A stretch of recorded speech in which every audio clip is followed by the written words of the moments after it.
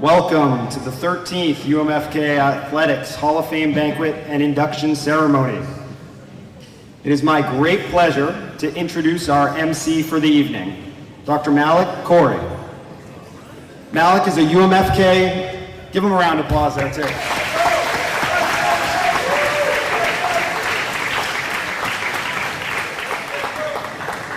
Malik is a UMFK alum, a UMFK Hall of Famer, inducted in 2013 as a player and coach for his contributions as a goalkeeper for our squad, and later as a coach leading our program to a Sunrise Conference Championship and several Potato Barrel Championships. Malik is currently president of Unity College. So without further ado, Dr. Malik Corey.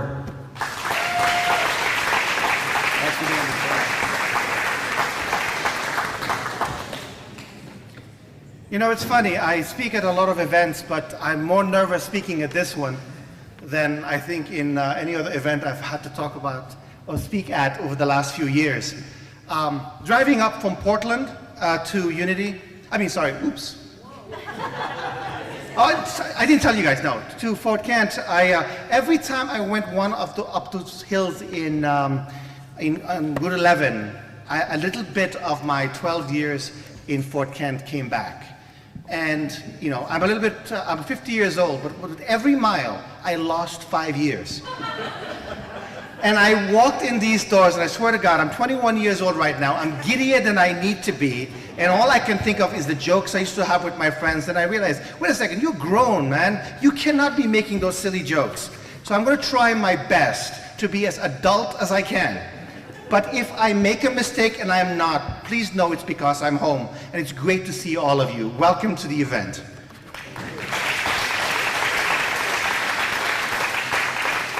You know, it's always fun to be back home. And for those of you, I can see a lot of young faces here right now. A few years from now, you're going to graduate. A few years after that, you are going to be invited to be inducted to the Hall of Fame. And then the one thing you're always going to say, whether you are 50 years old or 22 years old, is, when do we eat? Because since I've been up here, I've seen a few of you eyeing the buffet.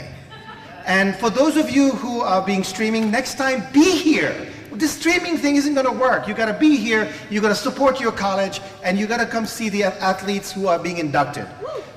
Don't you guys agree? But without further ado, before we start the ceremony formally, I was told that we are going to, enjoy a good dinner. For those of you who are streaming, open some Pringles, go to McDonald's, do whatever you need to do. We'll see you back in an hour. Dinner is served.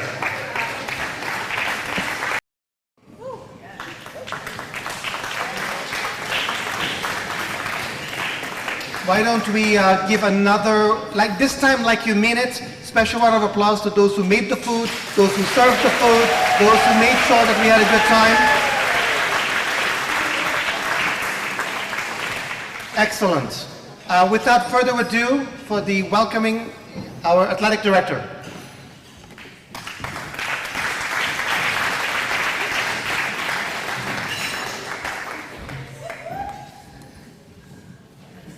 All right, welcome and thank you for dinner to Sodexo. I'm going to start with a few thank yous. Thank you to the UMFK facilities staff for putting all of this together, doing all the hard work, even when we make last minute adjustments, right, Matt? Thanks for not being too mad at us for that. Also for hanging the plaques out in the hallway. You always go above and beyond and doing a great job for us. Sodexo, again, thanks for the food. It was wonderful. There are so many people that deserve recognition for an event like this. There's so many little things that go on behind the scenes, and a lot of work is involved in this. And it can't be accomplished with a lot of people, and there's way too many people to thank, but Matt has done a great job with all of this planning, all of the committee, which I'm going to introduce in a second, but I'm going off script a little bit. Sue Tardy, always doing a lot of extra work behind the scenes, and she doesn't like recognition, but she deserves it, which she'll get some more later.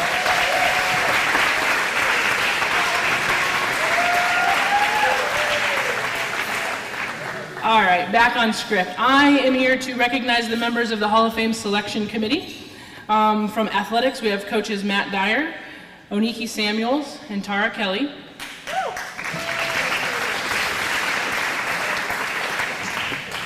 Representing alumni athletics, we have Larry Murphy, Teresa Biggs, Tammy Delisle, and Robbie Netto.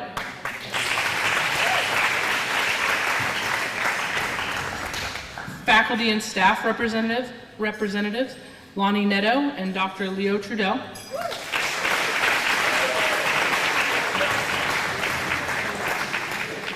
Head of Development, Shannon Lugden.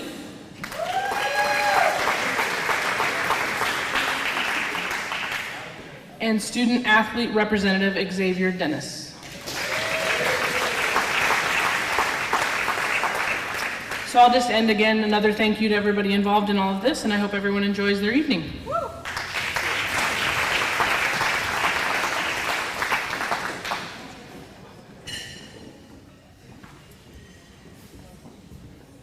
You know, when I used to coach, my athletic director always gave me a hard time.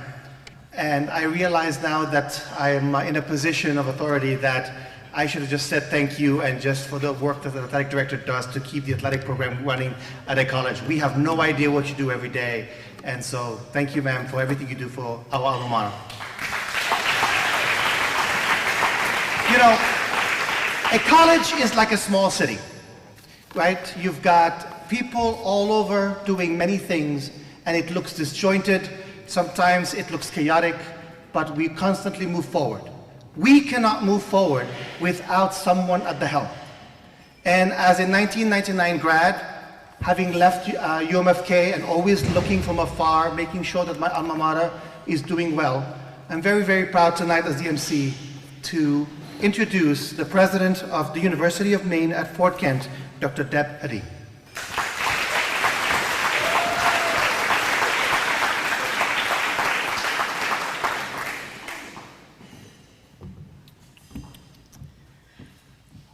Good evening. Look at all of you. You're so quiet, so attentive. It's because you have a full belly right now, right? Yeah.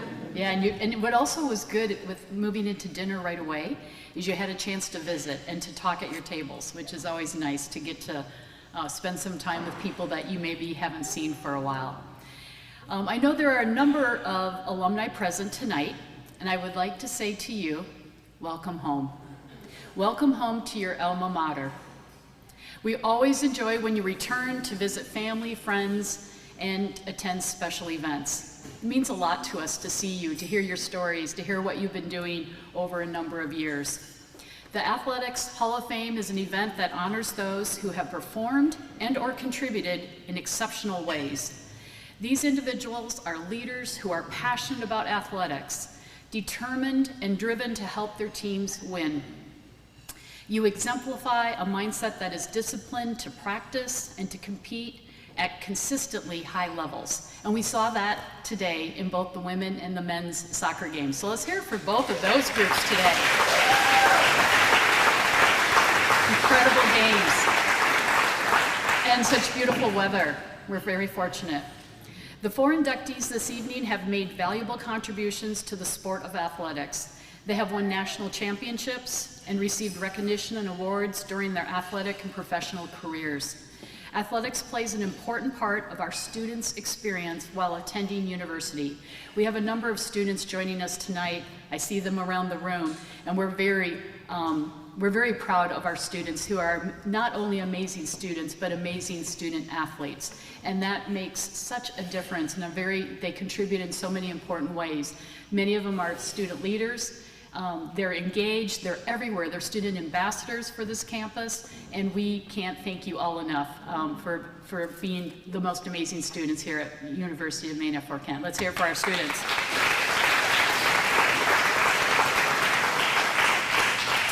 The University of Maine at Fort Kent is incredibly proud of these 4 individuals who will be inducted into the Athletics Hall of Fame this evening. Your legacy will live on at UMFK. For making a difference, for pushing the boundaries and exceeding expectations, and for giving of yourself.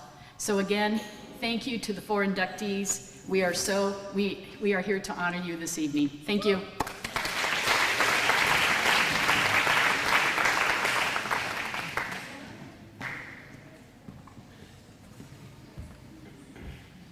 I think this is the most exercise I've gotten all year. This counts as preseason for me, so. You know, in any athletic department, you've got the athletic director, you've got the coaches, you've got also the administration, the support, but then you've got that one guy. That one guy that gets it done. Whenever you need something, wherever something has to happen, you look at that guy. And that guy is Matt Dyer. And he will be coming up in a second to introduce the Floyd Red Powell Award. Everybody please give a warm and familiar welcome to Matt Dyer. My man.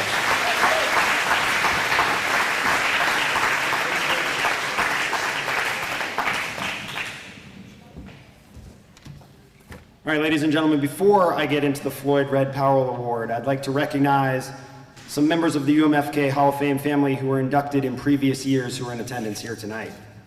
Would they please stand and be recognized when I call your name? Larry Murphy from the inaugural Hall of Fame class of 2008.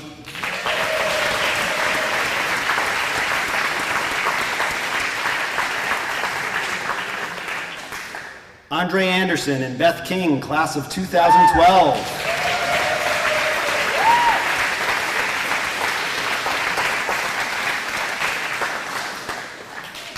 From the class of 2013, Dr. Malik Corey.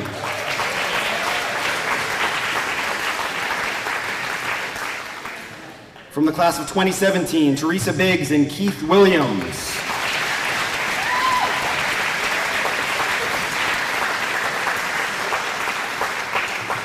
And from the class of 2020, Bill Ashby.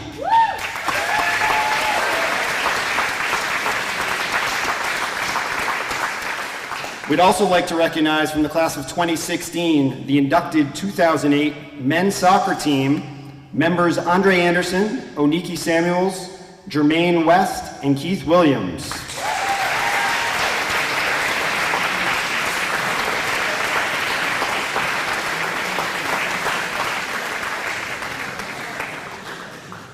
Thank you, past honorees. We'd also like to take a moment of silence to recognize two members of our Hall of Fame that passed away this past year. Bernard Bunny LaPlante was a dual sport soccer and basketball player for the Bengals from 1962 to 1966. And Wolf Dieter Koch, who was a soccer player for the Bengals from 1985 to 1988, and later athletic director from 1991 to 1993. May those friends of ours rest in peace.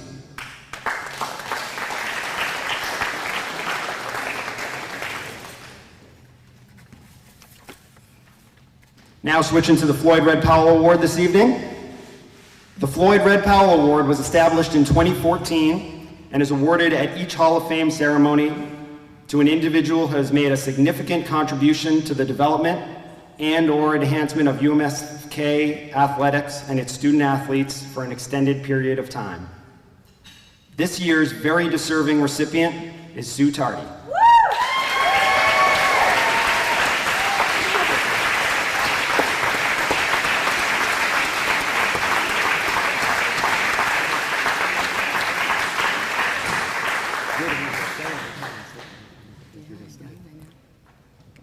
Outgoing, helpful, productive, energetic, positive, a team player. These are just a few qualities which describe Sue. From her start at UMFK 18 years ago till now, Sue has always been more than willing and able to lend a hand any way and anywhere that it is needed at our university. For athletics, this means we're working behind the scenes at big events like the Athletic Hall of Fame, being a color printer, paper slicer, and laminating station, essentially a Staples, whenever we need one, and being a liaison to so many of our alumni and community members, many of which are here tonight.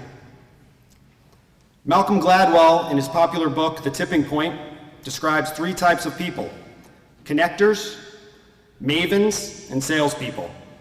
Malcolm forgot the fourth category, a suitardi, who is a connector, bringing people together, a maven, knowledgeable about the happenings on campus, and salesperson who helps seal the deal and just get the job done.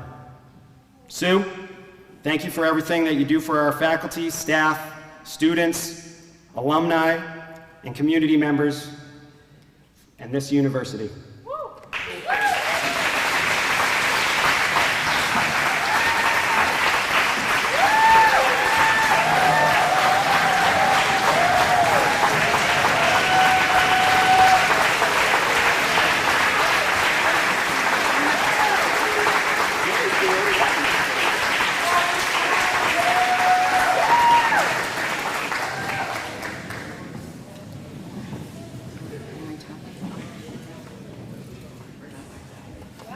What a beautiful evening, seeing everybody here. I'm just going to say my speech because Matt said I had to. Thank you, Matt, for your kind words.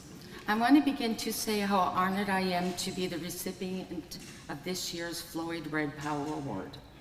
I also want to thank the UMFK Athletic Selection Committee members. Congratulations also go out to the Athletic Hall of Fame inductees this evening. It is so nice to see so many people, friends and family of the inductees, UMFK community members, UMFK students, alumni, and supporters of the university. This Athletic Hall of Fame ceremony that began in 2008 is still going strong in 2022. Thank you, UMFK. Go Bengals.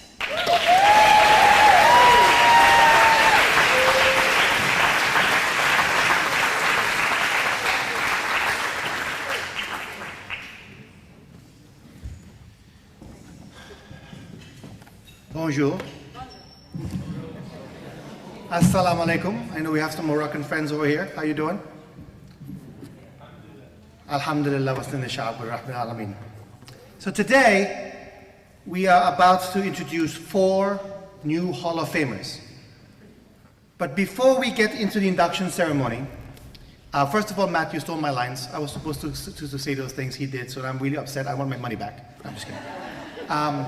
There are 2 folks that Matt recognized. That's the one thing I've learned about having a mic is, unless somebody physically takes it away from you, you get to say whatever you want.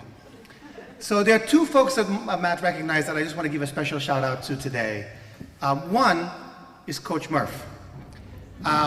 Coach, I remember the first time you and I went shopping. And this might not be funny to many of you, but I think Coach and I went shopping at the Shop and Save. I used to work at the Shop and Save as well, by the way. And Coach Murphy saw me buying some really, really interesting bones from the butcher to actually take. And as I was at the register, Coach said to me, "I didn't know you have dogs." I'm like, "Dogs? These are for me." He's like, "What do you do with those?" And I was like, "You make, I used to use them to make basically broth for food." And from that day on, Coach Murph and I became friends. And I will say that, I guess, Coach, you adopted me. And I will say, when I was his assistant coach for the first year, there was a joke that Coach Murphy said on a bus that I will never forget. Because a lot of you students here, how many of you here are international students? Don't be shy, I used to be one. Okay, so Coach Murphy's, my favorite joke for Coach Murphy ever is that when you're on a bus crossing to Canada to go across, Coach, did you forget that joke already? Back then, the INS guy would walk in and he would look at the bus and he would go, "Are you all American?" And Coach, without missing a beat, would go, "Hell, we didn't even make all conference this year."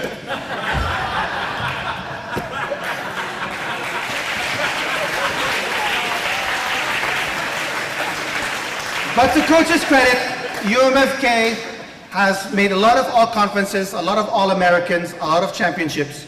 And the next inductee is no exception. And she will be introduced by my old assistant coach via video, Lucas Levesque.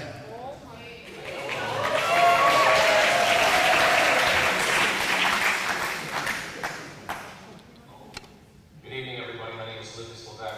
I was the head women's soccer coach at the University of Maine at Fort Kent from 2004 to 2017.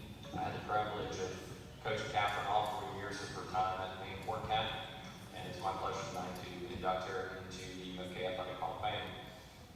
I want to first off congratulate everybody, all 4 inductees tonight, Ed, Ben, Eric, and Catherine. It's a very well-deserved honor. All 4 of you had tremendous contributions to UMFK athletics, and all 4 are very, very well deserving of this award tonight. As many of you know, Catherine was a tremendous player. She won every award you can think of. She was multiple-time National Player of the Year. Was captain of our team. Was the heart and soul of what we did. She had a tremendous impact on and off the field for our program, and obviously left a tremendous legacy. I think if we look, as I kind of look back over the years of what made Catherine great, there were really kind of 3 things that stood out. One obviously was her talent. I mean, she was a great player, very technical, had tremendous speed, had a pretty good head on her shoulders in terms of understanding the game. I think she certainly grew as time went on, and as our number 9, she learned pretty quick how to get behind defenses and score goals at will. And she scored well over 100 goals during her time at Fort Kent, and really kind of helped elevate our program. I think we were really good. We were pretty good before she got here. We got really good, while she was here, and that really allowed us to take that next step. So, certainly, you don't get into this elite group without talent. Catherine, without question, was a very talented player. I think the next thing that really stood out was her work ethic. I think Catherine really helped elevate everybody on the team in terms of how she ate, how she worked out, how focused she was, on and off the field. She was a tremendous student, won multiple Student Athlete of the Year awards as well, and just always did things the right way. And I think that really helps when you're trying to continue to take that next step as a program, to have kids like Catherine in that program, setting that example. It goes a long way. I remember I was on a recruiting trip, and I was talking with the coach of the University of Memphis, and this was in Ontario, and he talked about how he recruits a lot in Canada because you don't have to teach kids how to work. Sometimes you can get kids that are a little bit lazy, a little bit unfocused, a little bit undisciplined. I'll tell you that our Canadian student athletes were very, very disciplined, focused, and Catherine was one of the key leaders in setting that example, and that spread throughout the team. So without question, I think her work ethic had a tremendous impact on what we were looking to do and how we were looking to get better. And then obviously the third piece is the competitive fire. Catherine had, without question, a killer instinct that you need to be not only a goal scorer, but a tremendous player at the level we wanted to play at. And whether it was a competition training or whether it was game day, I never had to worry about, and her teammates never had to worry about whether Catherine was going to play or where her head was at, and how focused she was, and how hard she wanted to work, and how much she wanted to win. And Catherine and I butted heads from time to time. We were both very stubborn people, and both very super competitive, and kind of super set in our ways. And the one thing that I think drew us together from a player-coach standpoint was, at the end of the day, winning was the single most important thing. And I think we kind of bonded, and we had a mutual understanding of, hey, look, at the end of the day, this is what I need from you. This is what you need from me, and we worked together to make sure that our team was in the best position to win each and every time we stepped on the field. And Kat's competitive spirit was huge, and again, a big piece of her success, a big piece of our success. I look back and, this is kind of bittersweet for me. I've been out of college coaching now for a little over 5 years now, and it was a little emotional for me to look back and think about all the times we had, think about how special our group was, and again, Kat was kind of right in her 4 years was right in the heart of what we, our growth and us taking the next step.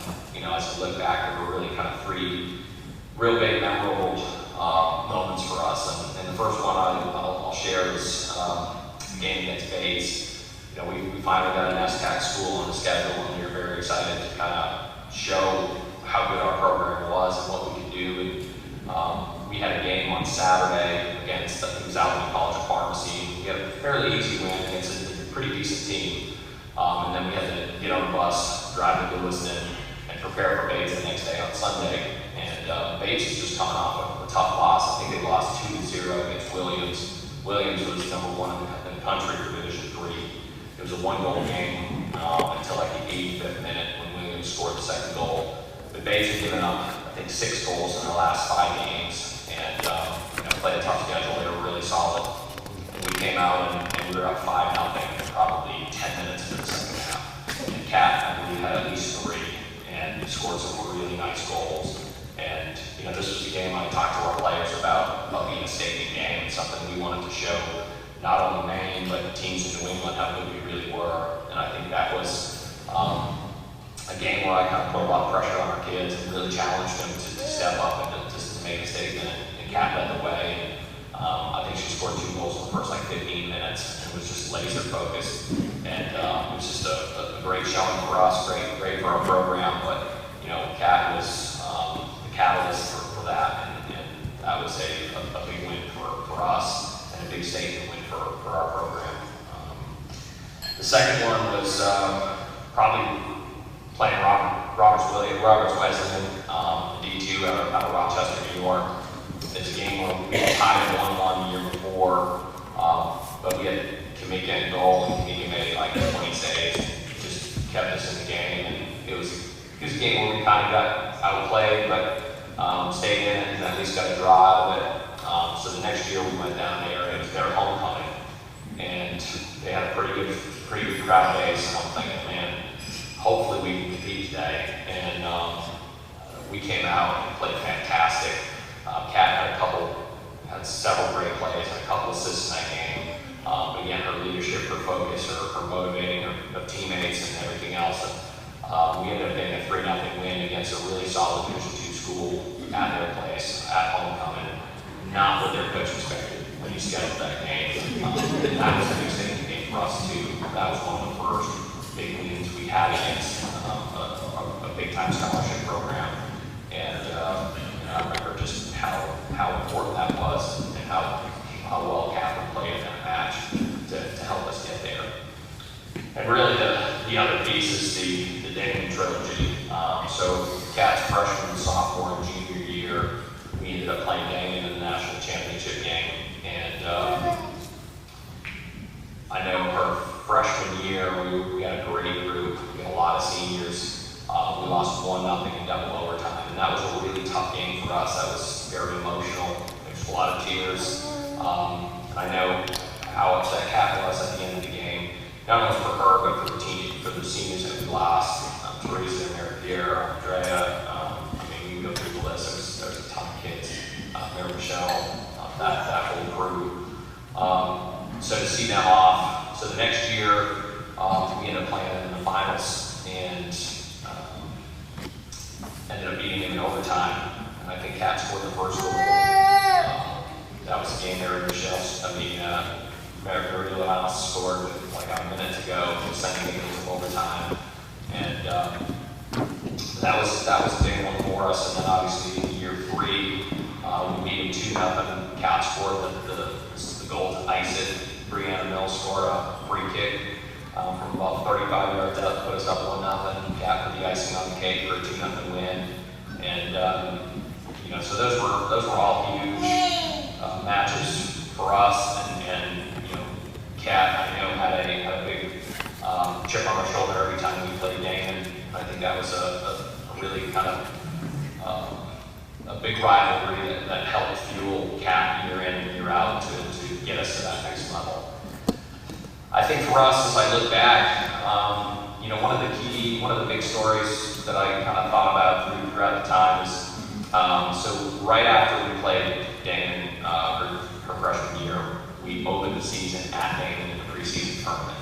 So we're playing, and we ended up losing a tough game. I think we lost 2-1. And after the match, we have a few kids in tears, and Cap's crying, and for me, it kind of caught me off guard a little bit. But that was a point where I realized that, hey, we're doing something special. When we got kids crying over a regular season loss, that tells me that we have the ship heading in the right direction. And that tells me that this kid wants to win. This kid is driven. This kid wants our program to be elite. And that was a key point for us. And that was, you know, that's something that separated Catherine from a lot of other very good players, is the fact that she really cared about winning and making sure that our team as a whole is laser focused and competing at the highest level that we possibly can. So, still remember that vividly. You know, Kat, it was an absolute pleasure coaching you. Like I said, I know there's times I drove you nuts, there's times you probably drove me nuts. But certainly now, looking back, close to 10 years later, I realized how special that time was. I realized how special our group was, and I realized how special, you know, UMFK athletics was to me and to my family, and hopefully to you and your family as well. You certainly made everybody proud. You put UMFK athletics on the map and helped continue to elevate our program. You know, we're all very thankful for what you did, and this honor tonight is very well deserved. I did want to leave with a couple notes. You know, Kat was very passionate about a lot of things, and you know, for us, you know, we traveled a lot, so you know, I got a chance to realize how passionate about the Red Roof Inns that Kat was. She was Red Roof Inns. She was a big fan. She loved fast food. She loved my choices of restaurants and food stops, and you know, those were, there's a little sarcasm in there for sure. But I think some of our biggest arguments and our biggest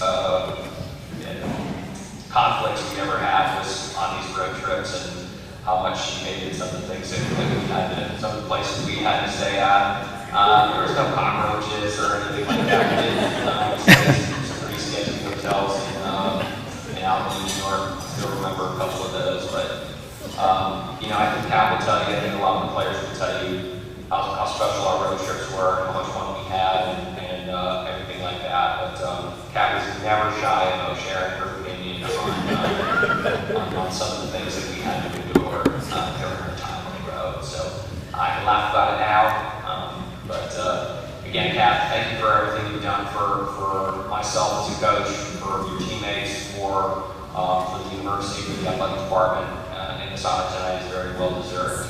Congratulations, and enjoy.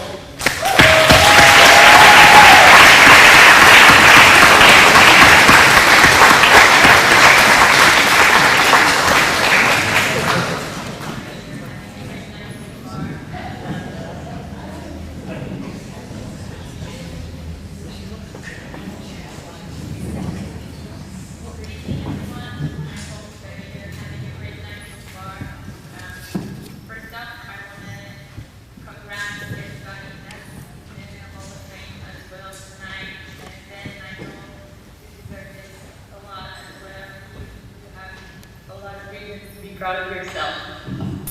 Thanks to Coach Lucas, who I believe will have made a video introducing me tonight to the Hall of Fame. There's so much to say, and I didn't write anything because I wanted the speech to be spontaneous, and I wanted something that comes from my heart. I can remember myself sitting at your places and thinking about me being in the Hall of Fame someday. I really wish I would be in the Hall of Fame, and here I am tonight. It's a great, great honor to be there. So many things have changed since then,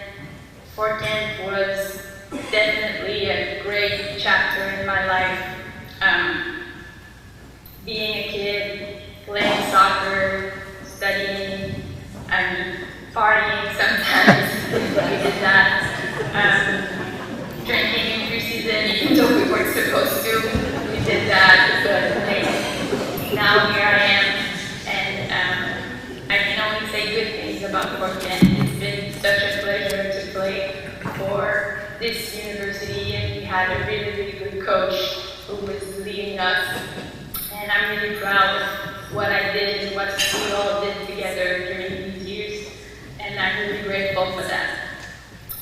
Since then, I played soccer when I came back to Quebec. I played for a couple of years, and then I decided I wanted to travel. So I packed my bags and I went to Nicaragua, which is in Latin America.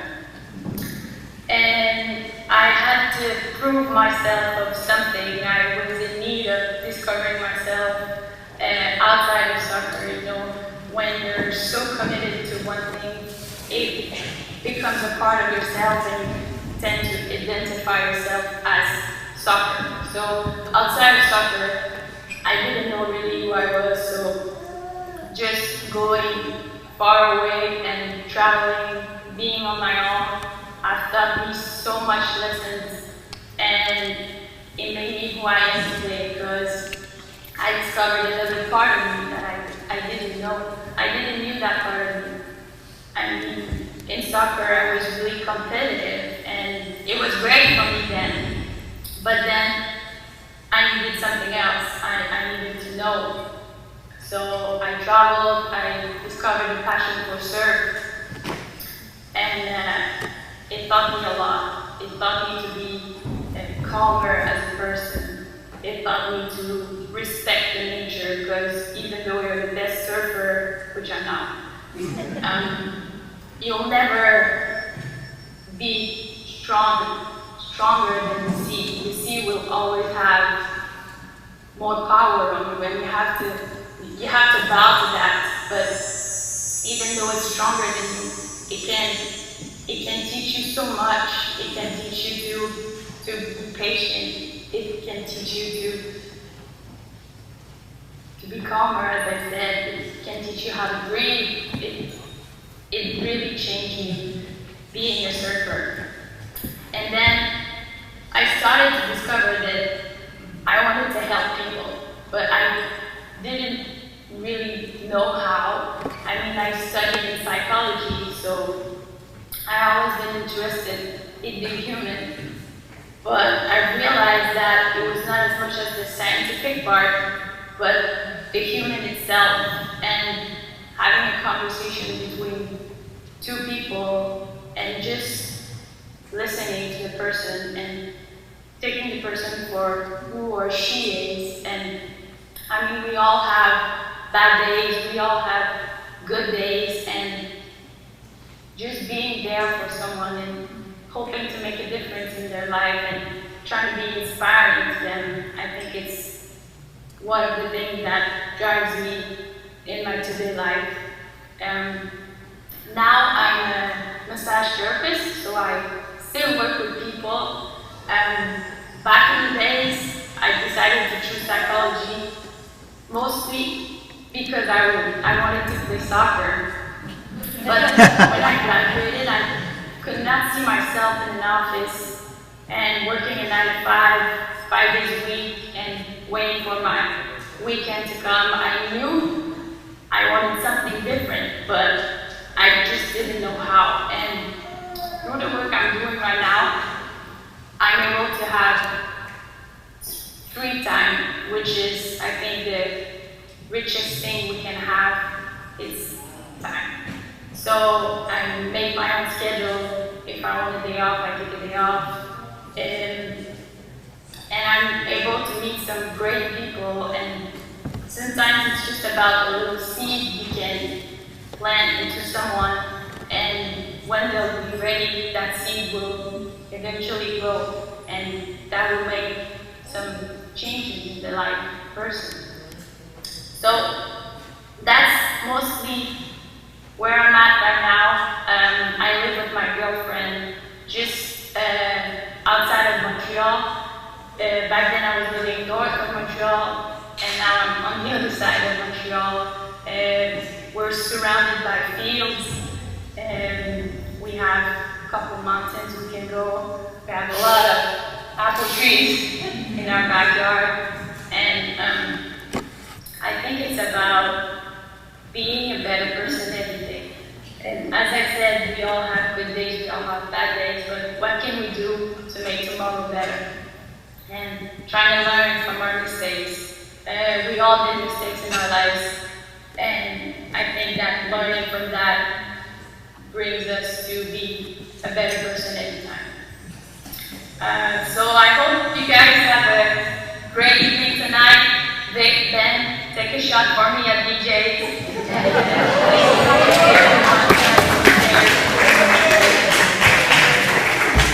It takes a lot of work to create events like tonight, a lot of organization. So thanks to everybody who put that together, and I hope you have a great evening. Thank you.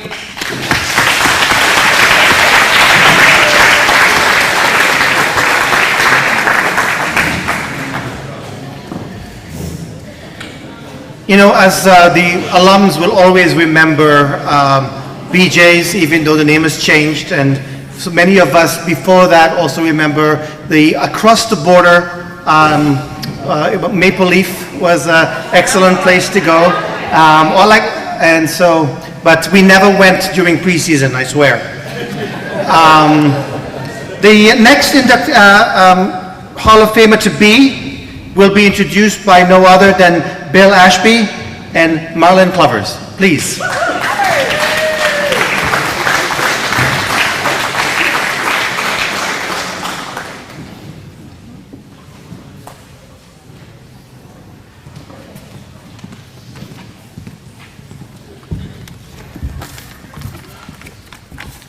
Good evening. I'm Marlon Clovers, father of Ben, and I'd like to provide a short perspective of a Hall of Fame presentation from a parent's point of view. It's wonderful to be back. I'd like to first of all congratulate all the Hall of Fame inductees tonight, Ben, Catherine, Ed Mckay, and Eric Wernchin. And I'd especially like to make a point of Eric. When Ben first joined the UMFK team in the fall of 2013, Eric was the sponsor of the streaming service. And together with his play-by-play announcer, Jorge Matanzens, I hope I didn't pronounce his name too poorly, it was a lifesaver for those of us parents who lived far away. It was a way to participate in every home game, and we certainly appreciated it. Although I love geography, and I consider myself pretty knowledgeable about the United States, I must confess that when I learned that Bill was interested in recruiting Ben to UMFK, I asked, where in the state of Maine is Fort Kent? But I looked it up, and was doubly impressed to learn that Bill and Lucas were running nationally competitive soccer programs from such a remote location. Although Polly, my wife, and I have now lived all of our married life in urban areas, first in Los Angeles and now in Chicago, we both grew up in rural North Dakota. And so we have a lot in common with this community. And the first time that I brought Ben up in the fall of 2008, the Ploy Festival and the International Muskie Derby were in progress.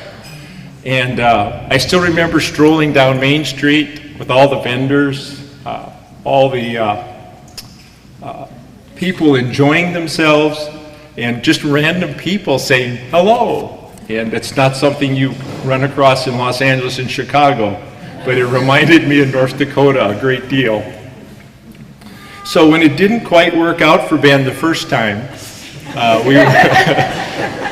we were really disappointed as a family. I have to be honest, right? I'm a dad. But Ben came home. We were tough. We said, you got 6 months to get out of the house. You got to get a job. And Ben did that.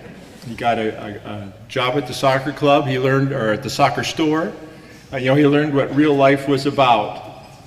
But when he came back to us in the fall of 2012 and said, "Dad, Mom, I want to go back to school at Fort Kent," we were thrilled. Sorry about that. And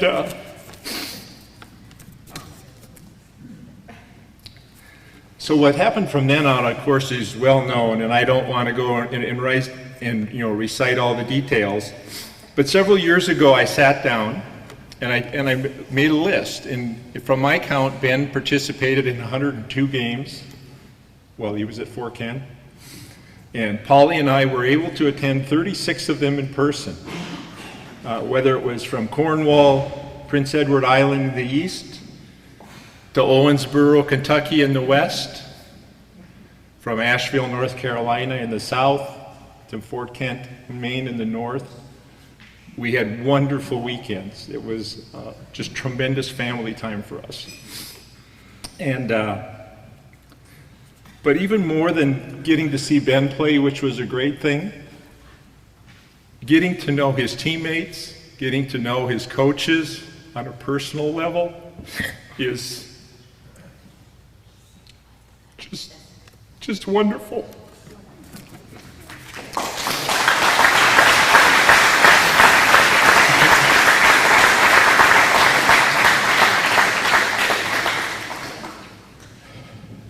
Sorry about that again. But in closing, I want to keep this brief because Bill's going to have a much more entertaining presentation than I will. First of all, I want to say thank you to Bill and Lucas for having a nationally competitive soccer program, number one, and number two, inviting Ben to participate in it. Number two, I want to say thank you to his soccer teammates. They were committed, they're wonderful human beings, and the success as a team and the success they had as a team and individual is proof of that. Third, I'd like to thank all the people in the athletic department, the Susan Tardys of the world, for all the support that they gave, not only Ben, but all the student athletes. I'd like to thank the university for sponsoring a soccer program and giving all of these student athletes the opportunities they did. And last, I would like to thank the town of Fort Kent. You're a wonderful small community, and you have a wonderful university.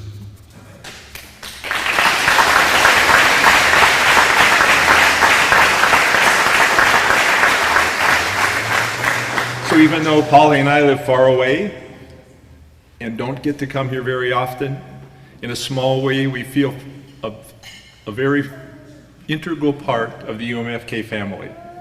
Thank you.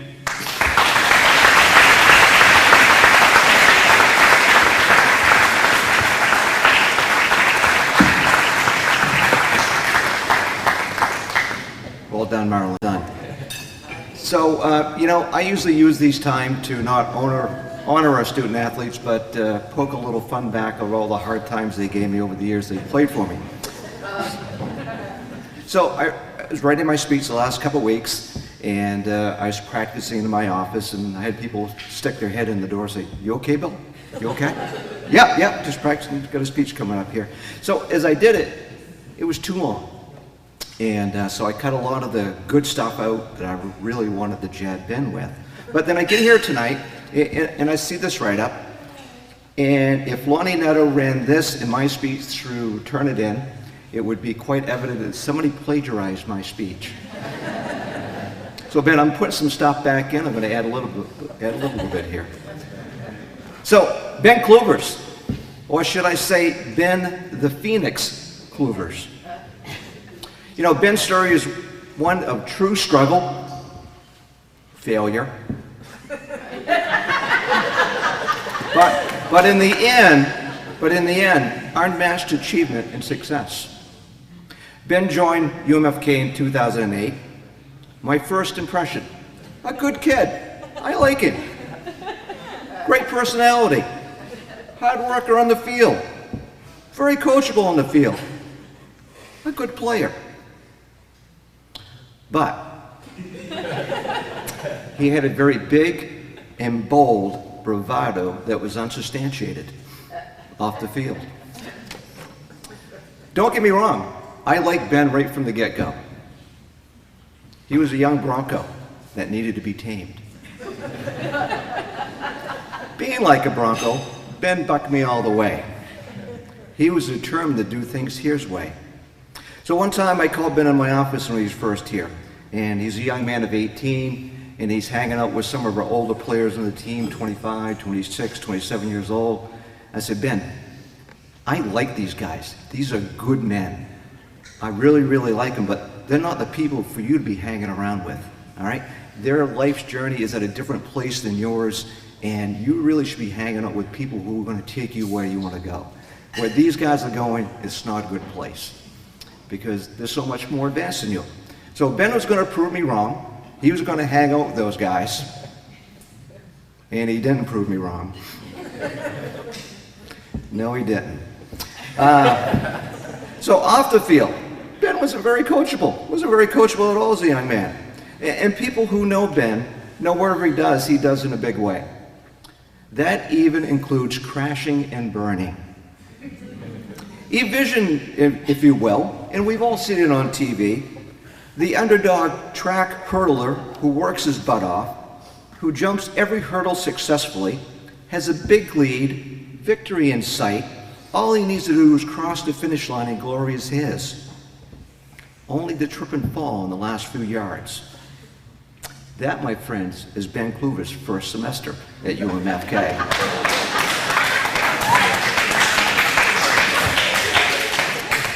Second semester, well, let's just say Ben got disqualified for false start.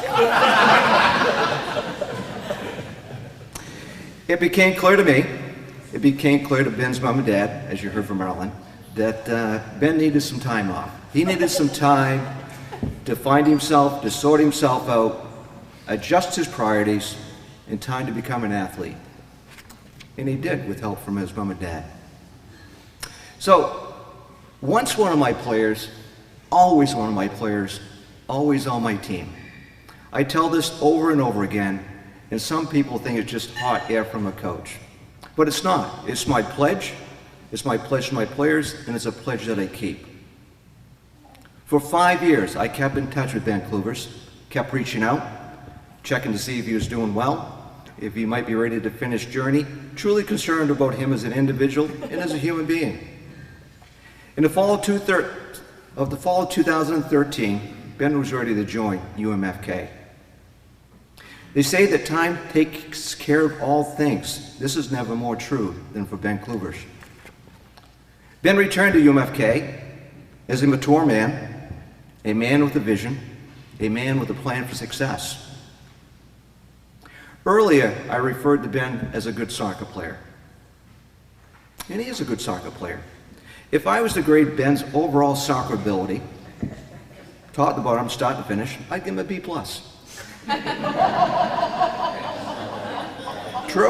True. But you can imagine it takes much, much more than being a B+ player to get into this Hall of Fame. To have your name spoken with the same breath as fellow soccer teammates and Hall of Famers, Emma Jacoby, Andre Anderson, Keith Williams, Damian Stone, Barrington Blake, and Jared Phillips. It takes a massive performance to make this Hall of Fame. It takes a Herculean effort, an effort that is worthy to sit upon the mountain of UMFK glory. Here's what it takes. It takes being the best first-time finisher I have ever seen. Not the best I've ever coached, but the best I've ever seen. He was good. He's good. You know, best I've seen in 35 years. Ben was a player who could make a no-chance scoring opportunity into a spectacular goal. He had the professional ability to read the game and to be at the right place at the right time. The ability to take a less than half chance and put it on the scoreboard for us. But Ben will attest, we had many conversations that go something like this. Going back to the B+ player. Ben, stop trying to be a soccer player. We don't need you to be a player. We have players.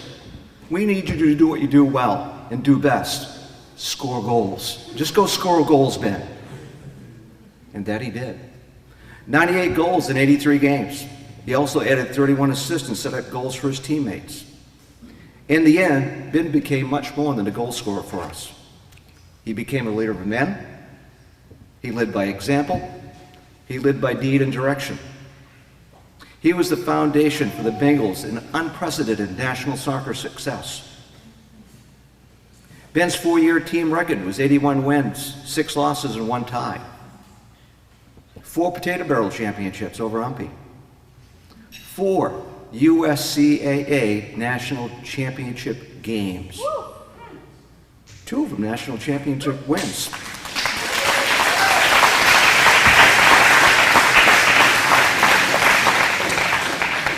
Ben was selected to 4 USCAA National Tournament All-Tournament teams and winning MVP in 2006. A 4-time first-team All-American selection. But the honor that's probably impressed me the most is an honor that is extremely hard to get, and it really speaks to the breadth and the overall character of the man. So Ben won 3 National Players of the Year award in the USCAA, and that has never been done before, and I doubt if it'll ever be done again.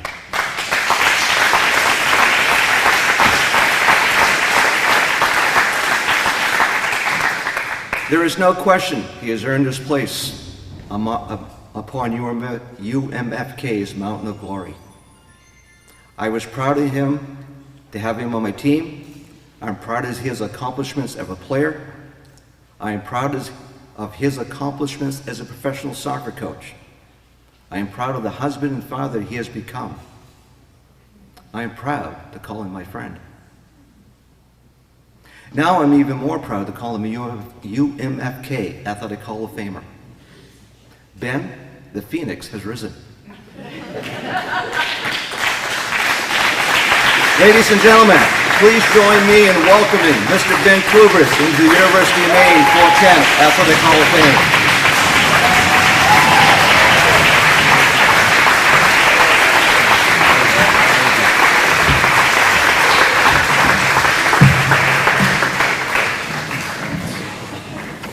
It's all situated.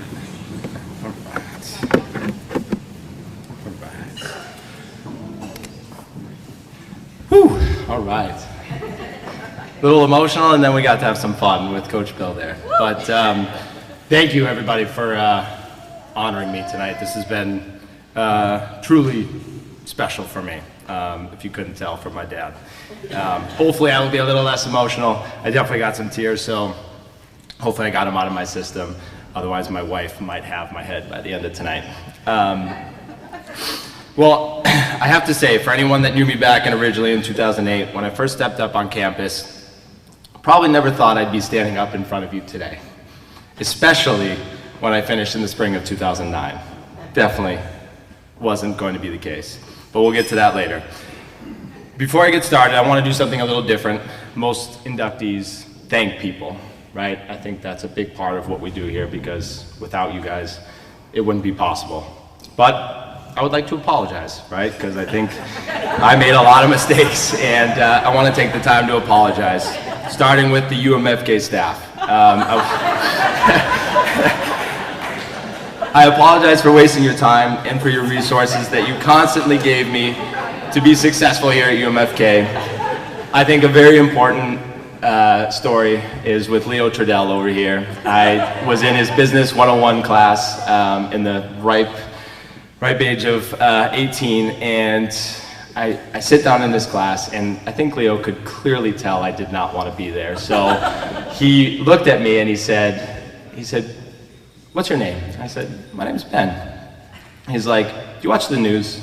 And I said, "No, I'm 18. Why would I look at any news article at the age of 18?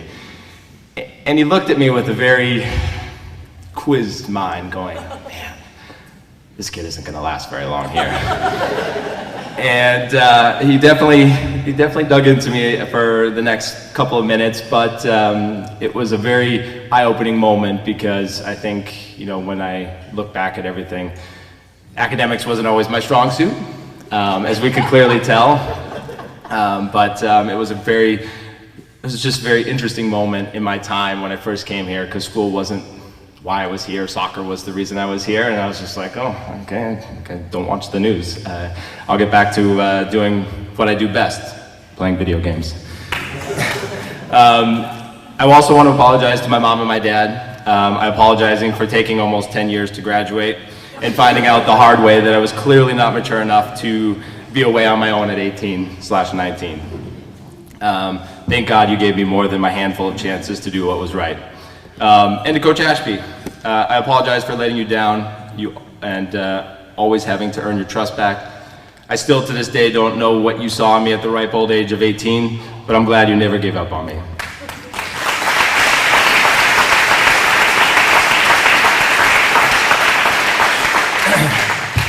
So a lot of you know who I am, clearly, because I'm being inducted tonight, but that was for the accomplishments of from the fall of 2013 to the spring of 2017, right? But only a very few of you know the journey that it took to get here. I know you heard a couple of things from my father and then a couple of things from Coach Ashby, but there's a lot more to the story, and I can't wait to get to it. But there's 3 things that I want everybody to realize after my speech tonight. Number 1, never give up. Number 2, fail, fail, fail, and fail again. And number 3, be proud of who you are, where you came from, and the people who helped you to get there.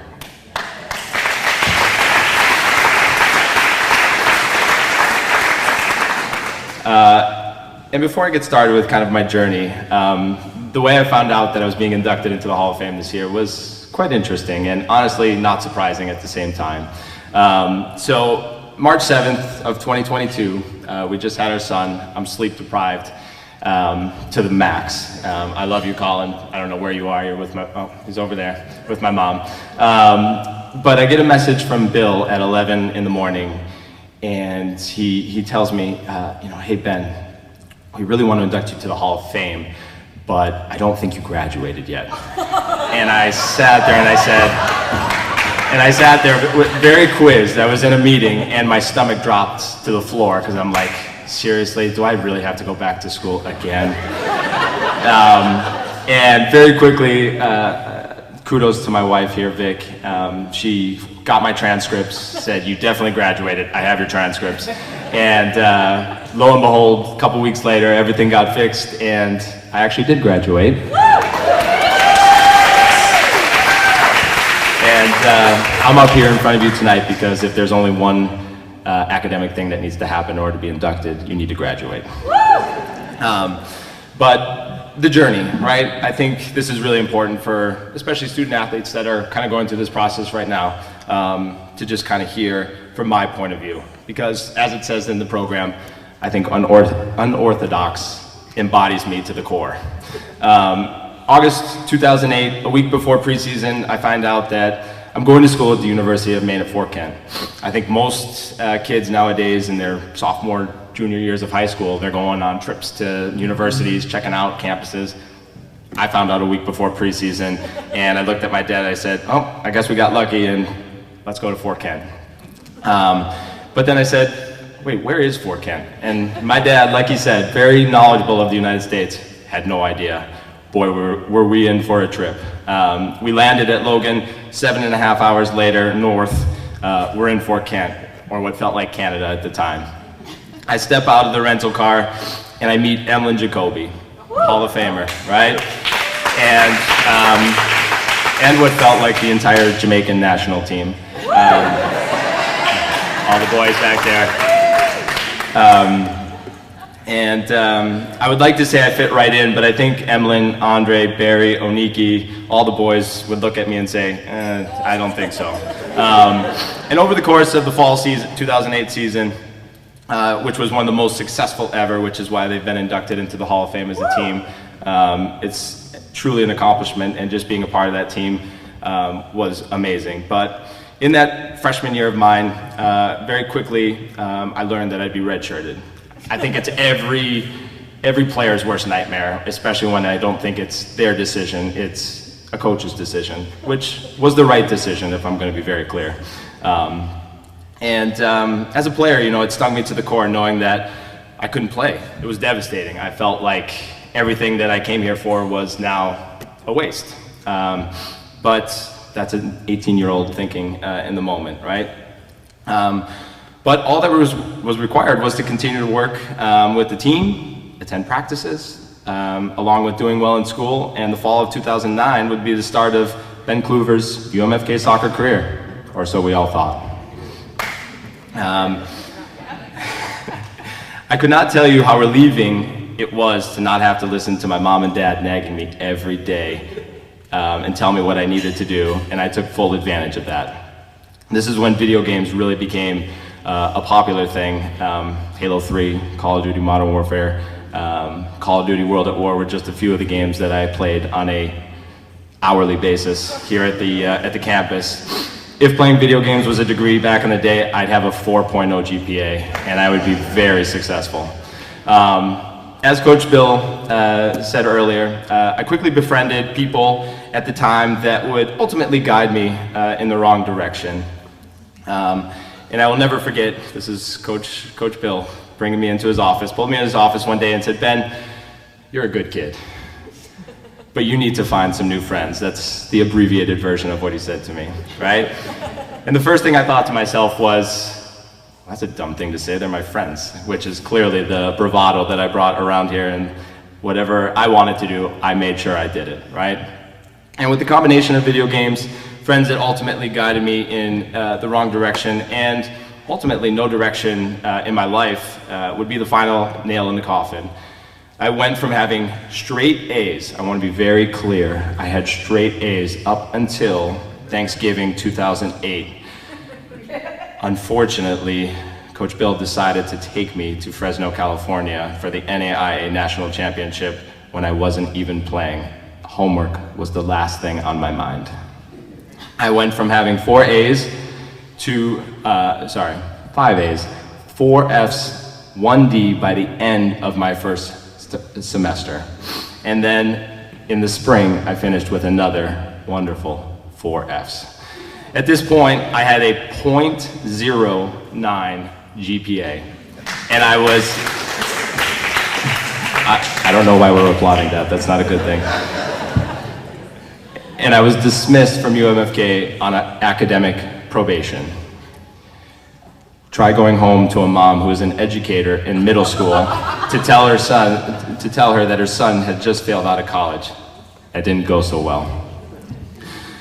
At this point in my life, I was no stranger to failure, but never to this magnitude. And my mom's first words to me after a couple of days of silence were, "You are going to need to find a job and move out on your own and know what it's like to have a job with no degree." Okay. On the job hunt I went, and in no time I found a job, like my father had said, at a soccer retail store. Surprising, I know, soccer. Soon after, I would move out of the house and live with a couple of other guys that I'd worked with. Over the course of the next couple of years, soccer always remained constant in my life, but the thought of going back to school just never got me really excited. But lo and behold, Coach Ashby, every year after I had left, would reach out to me and politely ask, "I think you're ready to come back. Let's get you back into the UMFK and let's get you your degree." And every year up until 2013, I had said, school's just not for me. I'm gonna take a pass, and would politely decline and move on with my life. Coach Ashby never gave up on me, just like my parents never did. This would be the catalyst to one of the greatest comebacks ever. After a semi-professional game in the fall of 2012, like my dad had said, I went to breakfast with my parents and announced I felt like I was ready to come back to school. And that was a big deal for me, because I really didn't like school at that time. And in the moment, I could see the both of them that it was the right decision and the right time. I was 23, I wasn't getting any younger. And they were in full support of it. This was a great feeling, and I was ready for the best 4 years of my life to commence. Fast forward to November 15th, 2016. We had just won our second national championship. I was a two-time national champion. I finished with 98 goals, 31 assists, 227 points, and various other accolades along the way. I won't bore you. You may initially think that, wow, Ben Clovers, really good soccer player. let me assure you, that was not always the case. Coach Ashby said it best to me. When you take more than 3 touches, you are just a terrible soccer player. Thanks, Coach. He also likes to remind me that over the course of my 4 years, we lost more games than any other teams combined before us. Also, thanks, Coach. When I came back in 2013, I never thought in my head that I would hold a school record for goals and overtake arguably one of the best strikers to grace Fort Kent, Andre Anderson back there.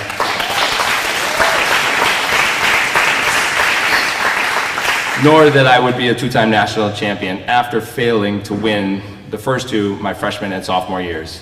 Before success, there's always failure, and to be the most successful, you need to know how to fail. Along with that, you need the world's melting pot of international players that can actually play soccer and make you look like the most unbelievable player to grace this field. I promise, I wasn't that good. All my teammates were the ones that were good. But the main reason that I was so successful here at UMFK is because of the people. I had people who wanted me to be successful and always be the best version of myself. From the staff here at UMFK to every single player, right? Players that are here in attendance tonight also came to my wedding and threw me 20 feet in the air. Is clearly the reason that I am the person I am today. And I am so grateful to have had the chance to play with them over my 5-year period. There was a winning tradition and culture that was created when I first came here in 2008. When I came back, I wanted to make the guys from 2008 proud. The team had a massive impact on me as a person and as a player, even though it took me till 2016 to officially realize it. This could be the tough part here. Here we go. I am here now to tell you that I would not be getting inducted without all my teammates and brothers that I got to spend 4 years with. I knew it. Many of which are in attendance tonight. I would not be the player I am today without you guys, and I am beyond grateful. When I became captain of my team my junior year, I know that many of you wished that I had quit and let someone else take the reins of the team. I just want to let you know that I'm still not sorry for all the 6 a.m. runs, conditioning, hill runs we did over that 2-year period, because during that 2-year period, we became arguably the most successful team in that 2-year stretch in UMFK soccer history. The fact that you view me as your captain, as your brother, just goes to show how much of a team and bond we all had, and I always will be thankful for having you in my life. Come on, Ben, we can do this. Here we go. Thank you to Coach Ashby for never giving up on me. I clearly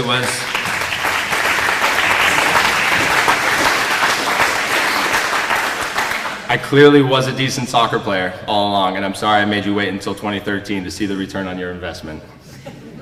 Thank you to my parents who allowed me to come back here and truly make my mark on the Fort Kent community. Without their support, travel to more games than I could ever have imagined, and snacks for the whole family of boys on the bus, we would not be able to accomplish all the things that we did.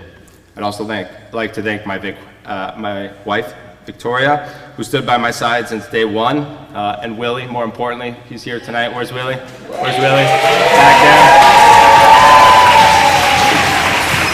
He was the matchmaker who basically said, I don't know how it translates, I don't know how to say it in French, clearly. You'd think after 10 years I know a little bit of French. But he basically said, Vic thinks you're not bad looking. So I was like, I don't know how I'm supposed to take that, but I'm punching above my weight, so I'll be happy to take that. But thank you, Vic, standing by my side since day one, and your constant help with homework and papers was greatly appreciated and necessary to get me through all 4 years and graduate.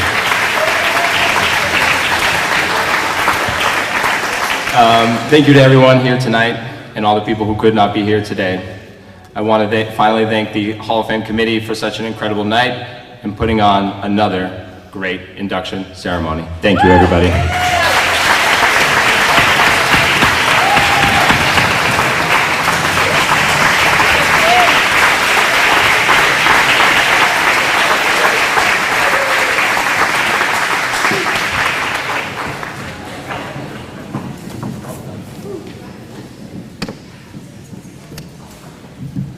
We are halfway through the event.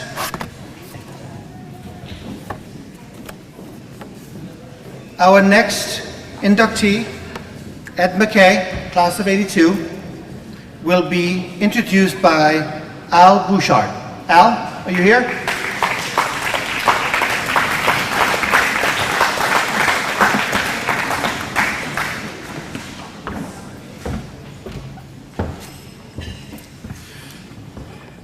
Good evening, everybody, and congratulations to the 4 inductees tonight.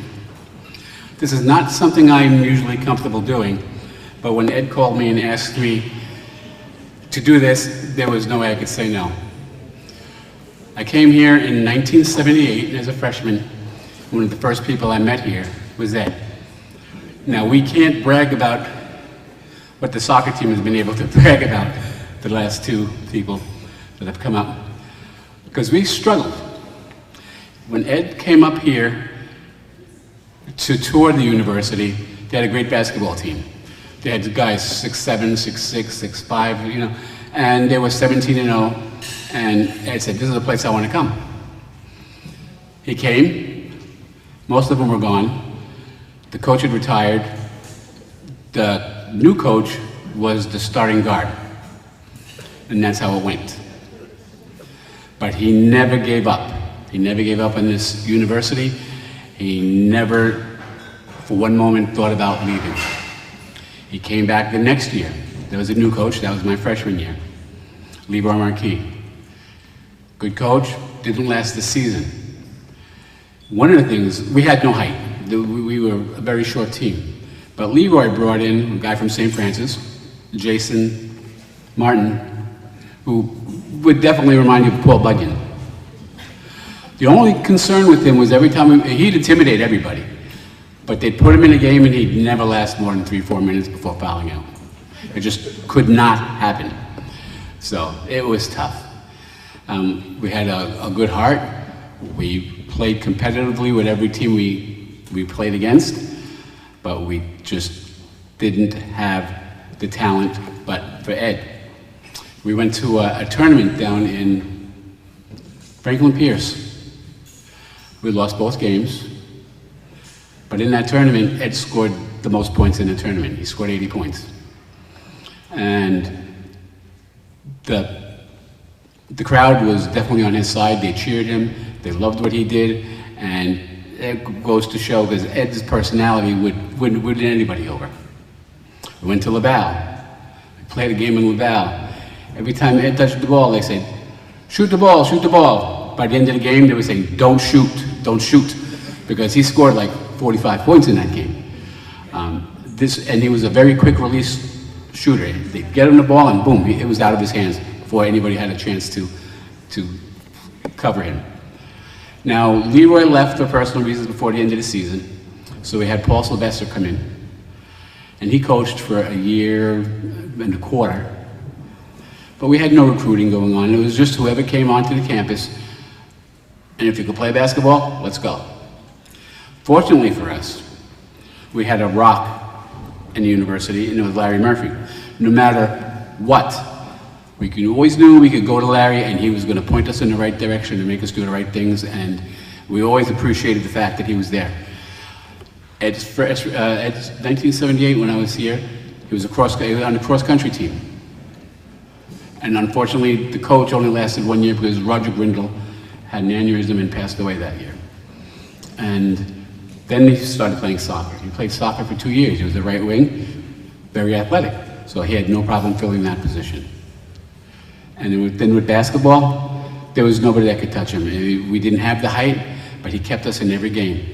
It was so much fun to be a part of his life. He was one of the first people, like I said, I met. And we have a bond that has stretched since then. We've always maintained contact. He's taught me a lot. It takes a lot more than just being a good athlete to get into the Hall of Fame. You have to have a lot of tenacity. You have to have a good personality, somebody that's willing to go above and beyond, not just on the athletic field. And Ed was one of those people. He taught me, he brought me to the radio station to teach me how to be a DJ. I was the student director of intramurals. he would always come and help and volunteer to help me do whatever I needed to do. He was always there. We wanted to have a college night. We went to Rudy, who owned the Fort Kent Hotel, and we had Wednesday night college night. He and I did the DJing there, also at the Round Point. But every step of the way, Ed was there to help out anybody, anytime, any place. He never said no, and it was just an honor to be a part of his life and to watch the basketball abilities. He scored over 1,500 points, no three-pointers. He was a quick shooting guard. So there were no three-pointers and we didn't have any height. So it was very easy for our opponents to focus on him because we didn't have a whole lot more. But they could try to focus on him. They just couldn't stop him because of his quick release. He was so fast. It just didn't happen. And that's why he scored all those points. And I always wondered, if he would have had the three-point, he was like a Steph Curry. I mean, he could shoot anywhere, and he did. And it was quite impressive. Even when we had the tough times, it was always impressive to watch him play. It's an honor and a pleasure and a privilege. And I want to introduce Ed Mckay as an inductee for the Hall of Fame in UMFK.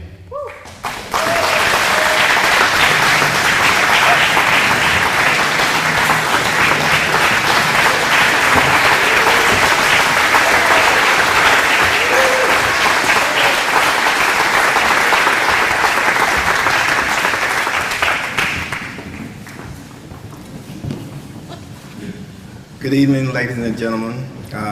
Al was my roommate, so he had to say that. Okay. I'm honored to be here this evening with you all. It's been a long journey, traveling and getting nominated for this award. For me, coming here, it was like homecoming. While coming up to campus, it was great to see how things had developed over time and how some things haven't changed. Different landmarks is still here that was here when I was going to school. I remember first getting to the university not knowing what to expect, being so far from home and alone. One thing I learned was there was no strangers on campus. Coming from a warmer state, Florida, where I lived before I came to Maine, it turned out to give me a lesson in planning for the winter because it was so cold. And in the winter of '76, my first year, I remember for the rest of my life because I've never seen snow before. Yeah. That winter required me to learn how to dress appropriately for the coming winters. And looking back on that now, I realize my experience in northern Maine was one of the best experiences in my young life. Excuse me. Everyone, even me, has that thing that just brings a spark of joy to your life. And for me, that was basketball. The first year, like Al said, was a very notable year in basketball. We had at least 3 players at each position. And I was lucky enough to come off the bench at that time because that was my freshman year. So I was 6th or 7th man at the time.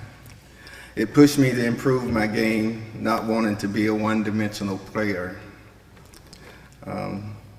We jumped out to a 17-0 start that year. We made the regional playoffs, but with losses and key injuries to key players, our dream season came to an end. Little did I know it would be the last season of the former UMFK Hall of Famer, Ozzie Osgood. He was my first coach. And it was a great honor to play for him and on that special team that year. Similar to many students, I started to miss home after arriving on campus. I made a big decision to transfer to a local college in my hometown in Florida, which lasted 1 semester. I realized I could flourish more in a smaller college environment, so I returned to UMFK the winter of '78. Now that I was back from Florida and in Maine, I was able to continue my love for playing basketball in the next 3 years to come. I continued to play basketball. I had the honor of being coached by many great individuals. As Al mentioned, the late Leroy Marquis, Paul Sylvester, and another Hall of Famer, James Elias. During that period of time, the 3 years, we saw an abundance of players come and go. Those were real lean years, those years.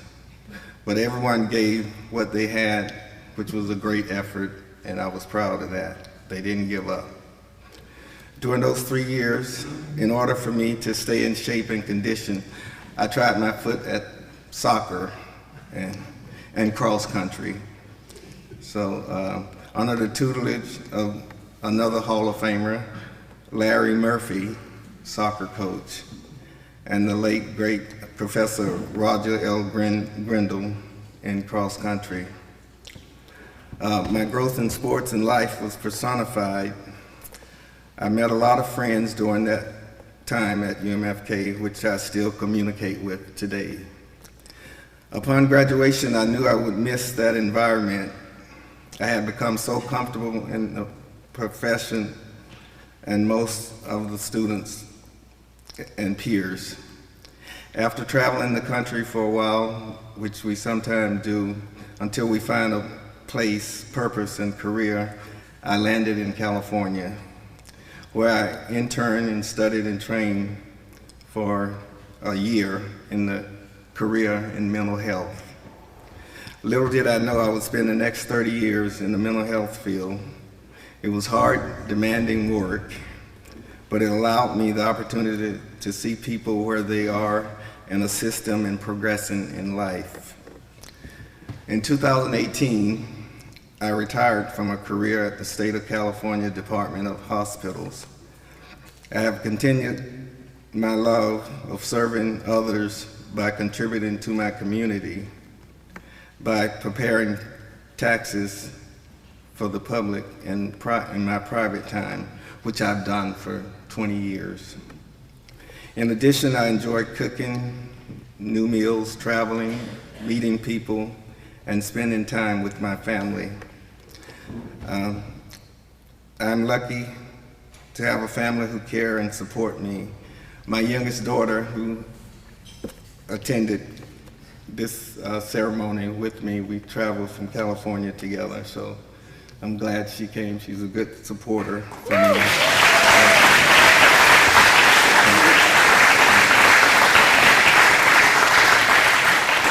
So I'm blessed to have 2 other daughters and 3 grandkids and other family members. They are my biggest joy in my life. I would also like to thank and recognize university members, Carly Flowers, Athletic Director, Matt Dyer, Athletic Compliance Officer, and Susan Tardy, Alumni Affairs Officer, for keeping me abreast on the process and communicating to me what it took to make this night possible for me.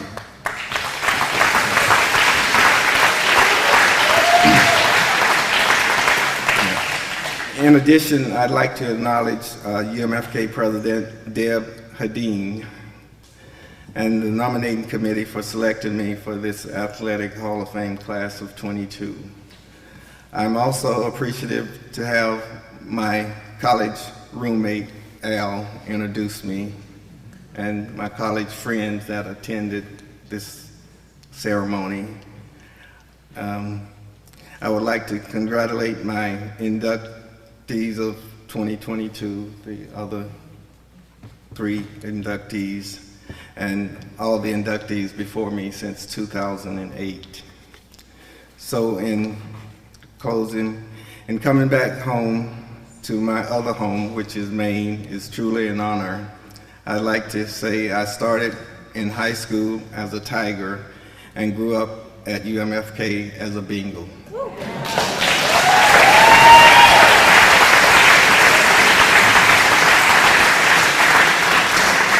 Go Bengals, thank you.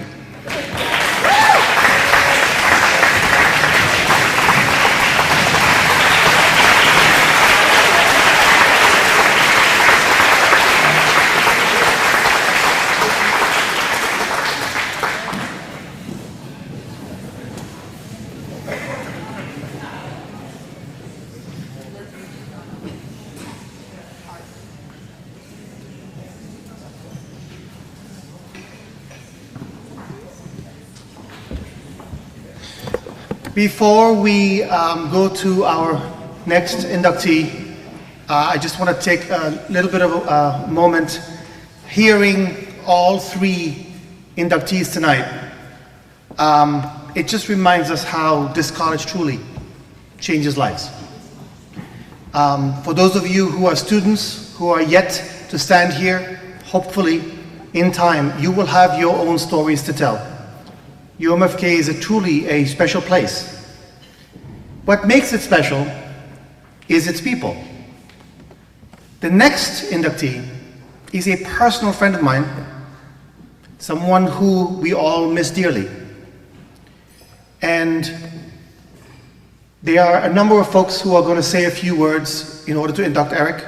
The first is from his partner in crime, co-coach, and personal friend via video, Lucas Levesque.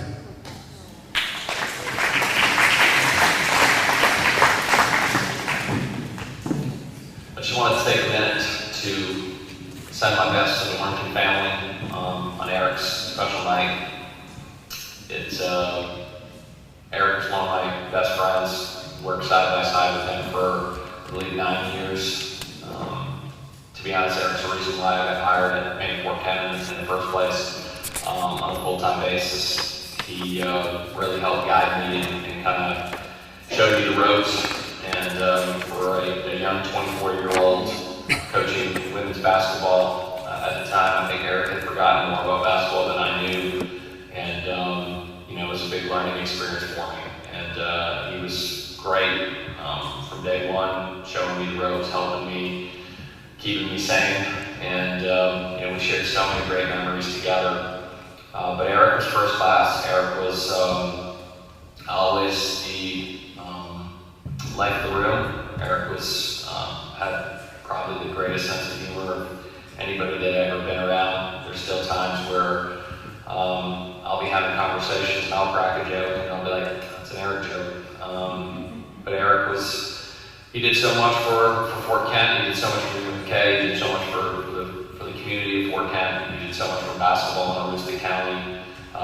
Did so much for all student athletes that have come through, the high school and colleges. So many players through the years that whether they're driving his truck or just helping them through school and helping them through being homesick and just guiding them through life. Eric was a tremendous mentor and role model, and somebody who left one of the greatest legacies you could possibly think of. Eric was, again, just a wonderful person, and somebody who I miss greatly every day. I still remember some talks that we had even after I moved here to Georgia, just talking about life and talking about our kids and talking about the good old days and some of the stories we shared. There's a lot of good times in there and some memories and moments that I'll cherish for the rest of my life. Eric, congratulations. This is well deserved. You did so much, and so much for me. I would not be where I am today. I would not have had the career I had without you setting the table in so many different avenues.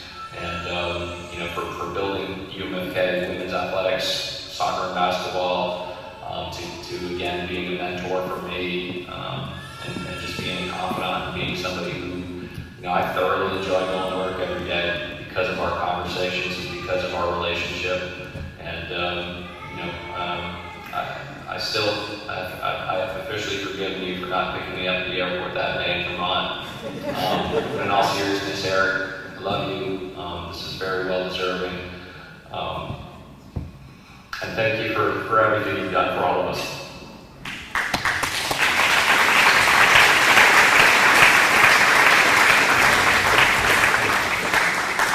You know, for those of you who never had the pleasure of meeting Eric, if there was ever a Mr. Fort Kent award, I really think Eric would have gotten it. I've never seen that man upset. I've never seen that man get mad at anyone. No matter how bad things seemed to be, he was just the guy who just said it was going to be okay. He truly was taken from us a little too soon. And here to honor him as an inductee for 2022 is Jeff Kinney.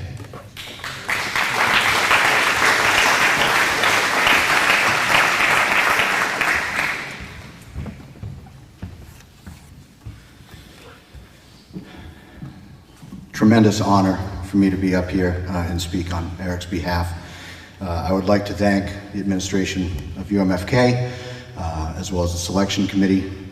I would like to thank Coach Corey for doing a tremendous job tonight and going 3.5 hours with a yellow card for the first time I think I've ever seen. Tremendous job on your part. And I did look, Murph, the Giants play the late game tomorrow, so you're okay so far. You'll be home in time. No matter how long-winded I am, and I will try to be brief. Try to be brief. It's great to see so many people here who meant a lot to Eric, starting with the table that I was blessed to sit with over here. Lily and Avery are here, Joyce is here, Sue is here, and of course the Harv. The last time I was in this gym was in 2014, when James Harvey received the Red Powell Award, the very first one that was given out. It's hard to believe it's been over 8 years since I've been in this building, and it looks tremendous with all the improvements this year, with the new floor, the bleachers, and paint job and such. So I'm really a proud alumnus to see this in here today. Eric was a native of Vermont, growing up with his parents, Will and Joyce, brothers Carl and Neil. Kurt and Neil. Grew up in Essex Junction, Vermont. Now everybody knew him as the S-Man, or S, and there are many stories. I'm never sure which one was accurate of how he got that name. Some people said it's because of his tall, lanky body. When he was shooting the ball, he looked like in the shape of an S. I thought it was short for Essex Junction, where he grew up. Nobody ever really knew the true story. Somebody will have to fill me in at some point on how that happened. So when I refer to the S-Man, it's just out of habit. We know I'm talking about Eric. So I just wanted to say that. I was blessed to coach with him from the fall of 2003 through the spring of 2006. When he transferred over from the women's program to the men's, he retained me as an assistant coach. I had been here for all of 2 games, working under former coach Jim Graffam. And he said, "You have one job. You have to stay in my ear during games." Okay. Eric was 6'8". I am 5'8". So I was blessed to spend 3 seasons in his armpit. I think it was right guard. I'm trying to remember the cent. But anyway. But Eric and I went further back than that. Eric arrived on Westbrook College's campus in the fall of 1993. That's how long ago it was. And I, being a sophomore in high school at the time, looking for a career in broadcasting, actually broadcasted Westbrook College basketball games on cable access. So I went that far back with Eric to his freshman year as a player in college, all the way back there. Our paths continued to cross over those years. When Westbrook College merged with UNE, University of New England, for his senior year of 96-97, Eric's senior year, his career high, he scored 39 points against Husson in the Paul Bunyan tournament at Husson College in a double overtime 120-118 loss to Husson. Now, how do I remember those details?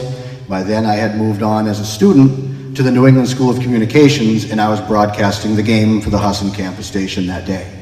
It seemed like along the way, me and this crazy, tall, lanky, and somehow at age 21 balding individual, we seemed to cross paths over many different ways. We coached together at hoop camp down in Casco, Maine for many summers, until finally his mentor, his college coach, and the man who was up here at the time as athletic director, Jim Graffam, brought him up here to get him started on his coaching career in the fall of '98, in the '98-'99 season, where he was given the task of starting the women's soccer and women's basketball programs. He coached with Coach Graffam on the basketball side that first year, and then took over as the head coach after that to start the programs. Okay, so the first time he won a game for either of those teams, he was already the school's all-time winningest coach. He never really liked to admit that, but that's a fact. That was his arrival here in Fort Kent. He started the programs. Think about how far those programs have come since then, right?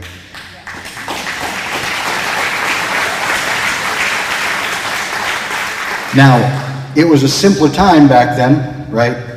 We were in NAIA, Division II. It was kind of like anything that you start off local and then branch out, right? And at the time, Eric took great pride in not only bringing in local talent, the best players within reach of this campus, but also going global as well to bring those in. And I'm always hesitant to mention players in the past because I don't want to slight anybody, right? I think any of us who knew Eric knew that every athlete who ever donned a Bengal uniform, either gender, any of these sports, meant the world to this man, okay? But in our many, many miles of travel, whether it be in car, bus, wherever, when we would talk about the foundations and how the programs were built, there were certain names that he would mention. And some of them are probably watching tonight. But when it came to the women's soccer program, he always said, without Jess Guyon and Meg Foreman, there would be no Lady Bengal soccer.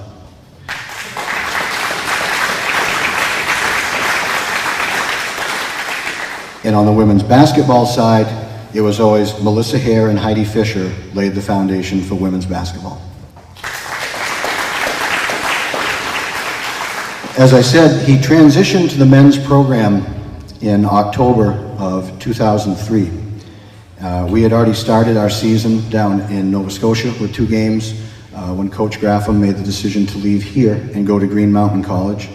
And it was a very difficult decision for Eric on many levels, because he had gotten the women's program now to the point where they were going to win. They were going to be successful, and he had built it from scratch. And he also really labored on the perception of, you know, are people going to think that I just care more about men's sports than women's, right? And again, any of us that knew that man, he didn't have to worry about that. We knew better, right? But it was very tough for him to make that transition. It was even tougher after we completed that first year with a 9-17 record, and we watched Coach Lucas take the women's team to the national tournament, right? Now, obviously, Coach Lucas, his career speaks for itself, tremendous coach, and he got him there. But there was that part of Eric, it really struggled because he knew, I built that, and I left it just as it was finally hitting that level, and now I'm down here and I get to take the men's program to that level. And it may have taken a little bit longer, but he did it. He got him to the Nationals in 2010, and it meant a lot, obviously, to him. And again, never wanting to slight anybody and leave names out, there were certain players along the way and certain leaders that not only played for Eric, but then later coached for Eric as assistants that helped get the program to that level. And there were 3 people that he would always mention in our conversations over the many miles, right? One of them is here tonight, Derek Cooper.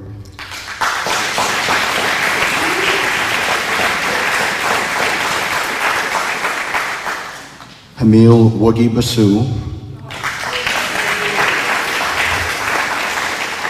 And UMFK Hall of Famer, Jimmy Lopez.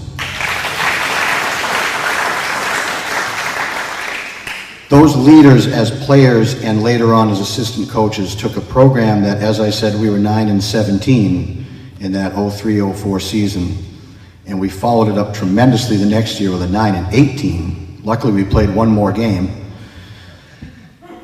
And then the third year I coached with Eric, we went 13-15, and that's when the turning point really started, and things took off from there. Eric decided to leave the college after the 2014 season.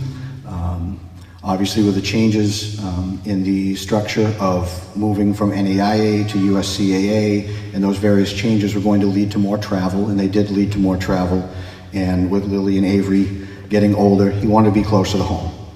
And so he made that decision to leave. It was not an easy decision for him, because coaching college basketball and taking kids when they arrived on this campus and molding them together into a team and having them leave here as men after 4 years was huge for him. It was tough for him to step away from that. I've heard the word legacy a couple of times. It's in the program, in his write-up. I heard Coach Lucas say it as well, and it kind of stole my thunder. That's the last of my bullet points on my little note card. I couldn't type out a speech. The coach and me, I just have to get up and go based on notes. But legacy, when I think of Eric, that's the word I think about, is legacy, right? Now, he would have absolutely hated this tonight. He had the least amount of ego and was the most humble man I ever met. He would not have liked this. And for many years when we were coaching together, amongst the many miles, right, when we would get on Route 11 because he wanted to drive to Stearns. This is a story I told earlier today at lunch, and it's a true one. We got in the car one day, we had early practice, there's a kid playing at Stearns, we want to go watch him. So I'm driving. I always drove. Eric was confused by the fact there were two Irvings in downtown Fort Kent. He didn't know which one was which. I always drove. We get on Route 11. We're in the woods. Eric's got my dome light on, it's dark outside, and he's reading the paper. And we get almost to Ashland, and he goes, "Kenny, this is yesterday's paper. They played last night." Well, where are we going now? Well, let's see. According to yesterday's paper, tomorrow's schedule says, and we ended up going to another gym and seeing another player that night. We called an audible, we made it. And as it turns out, the kid we went to watch started, scored 4 points in the first minute, didn't play the rest of the night. He had gotten a technical the previous game and only got to play in that game because it was senior night.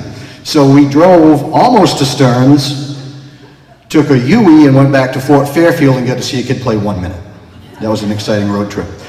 But over those many miles, when we would talk, and the many miles in the vans, which were still many miles, but when I was driving it wasn't as long, hence the letters to President Cost about why is this UMFK van speeding by us at 85, and the couple of stops we had to make on the way back from Linden once because there were blue lights behind us.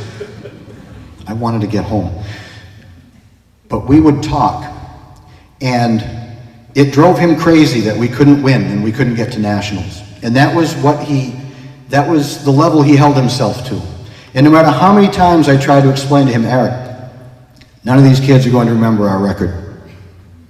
What we're doing is we are producing citizens. We're producing people. We are teaching life lessons. And nobody I've ever met in my life was better at it than Eric. And I tried to explain this to him so many times. Almost as many times I tried to explain our inverted triangle and two and the other defenses that I was trying to run, but I lost him at the word defense. But finally, and I tried to find his exact words, but you know how social media is, trying to go back 12 years is tough. But when they finally won in 2010, we had I can't remember now if it was a messenger or if it was a post on Facebook, some sort of conversation about it, where I said, you know, I'm so happy for you that you finally did this, but I hope you realize that you were an elite coach before you ever accomplished this, as I've been telling you for years. And at long last, he finally admitted, and he never ever admitted that I was right, but he finally admitted, as the seconds were ticking down on the clock at NHTI, as we're up big on Fisher, and I realized we're finally going to go to Branson. He said, I finally realized that you were right. I thought about all of the people that we had produced to get to that moment and what they were doing with their lives, and I realized that's what it's about. And when I look around this room and I look at our future athletes, yeah, it's great watching them curb stomp Fisher today, right, on the soccer field, which is great because we dominate. But I know that Eric's legacy has been handed down for generations of coaches here, and that these athletes are also going to accomplish great things in life, as everybody who ever played at this university and came in contact with Eric Warrington has done. When I look at my Facebook and my social media, and I look at all the people that I've been blessed to know through Eric and through coaching in this university, and I see them as parents, I see them raising their kids, I see them doing successful things in life. None of them remember that we lost to Albany College of Pharmacy at Green Mountain. None of them remember that. In fact, Eric thought they were going to warm up in lab coats. Right? But he produced people, and that's what this is about at this level, and he did it better than anybody else.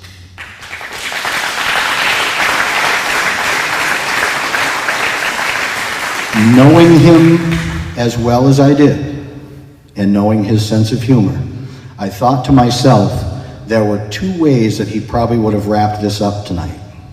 Right? The first one, he probably would have gotten to the end and said, as you were, and he would have walked off. But once I found out that I was going last, and as I watched Lucas's first speech that went longer than my coaching career here, and I'll make fun of him for that because the man texted me himself as it was playing saying, is this ever going to end? So he made fun of himself first.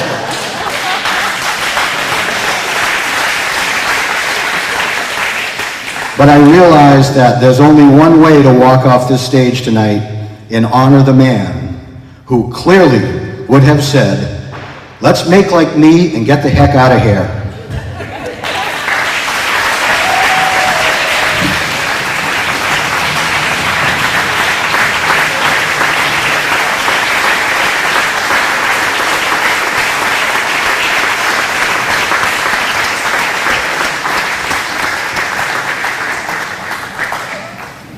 You know, Jim, you didn't have to out me about my yellow cards. And by the way, for those of you, that was when I was a coach, not when I was a player. I am the proud recipient of 5 yellow cards and 2 red cards as a coach. The president of the university actually called me into their office to explain to me, you are such a decent young man. What happens to you on the sidelines? I have no idea.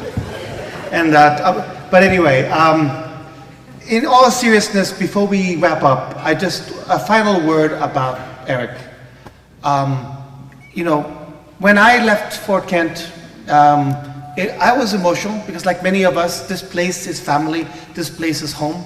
I have spent more time in my life in Fort Kent than any one single location as a young man who left his homeland that was torn and was looking for a home. Eric is the symbol of home. I'll tell you, I did not recognize what a decent human being he was until, you know, I was ready to move on. I'd gotten my first vice presidency. I was leaving University in Fort Kent. I was struggling with leaving. And, you know, he kind of put his arm around me and he was like, you know, such is life. And he actually, I didn't notice at the time, but he had this beautiful letter written to make sure I had a piece of Fort Kent with me when I went. And all these years later, it's actually still on my wall in my office, a letter from Eric, who actually took the time to write it, type it up, sign it, because he wanted me to take with me a piece of home. So they say that people we lose really only go away. We only lose them the last time we say their name, the last time we remember them, we are never going to lose Eric Workin. We miss you, my brother.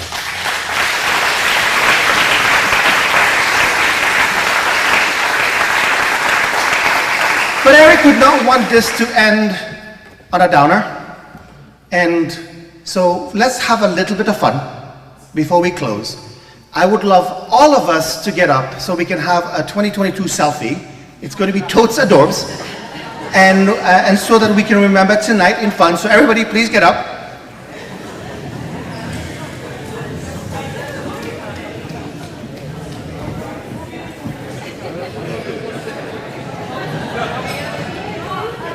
Sorry, those of you streaming, get closer to the screens as well. Yeah, use your Pringles. Thank you. Oh, wait, before you sit down, we want one more. Hold on. No, I'm getting requests. Hold on. Oh, hold on. 1, 2, 3, go. Okay. Wait, before you sit down, let's have a little bit of fun. I want this to go 3 times so we can start a new tradition here. When we end the Hall of Fame, we are all Bengals. Like you said, no matter where we start, we end as Bengals. So when I say go, you say? Bengals. Go! Bengals. Go! Bengals. Go! Bengals. Thank you very much. You can be seated.